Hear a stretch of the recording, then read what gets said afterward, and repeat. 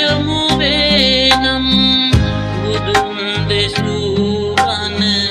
අහගන්න බුදුන් දෙසූ බණ අහගන්න සම්බුදු පිළිරුව අසල දන නම සුබුත් මුදුන්දී වැඳ වැටු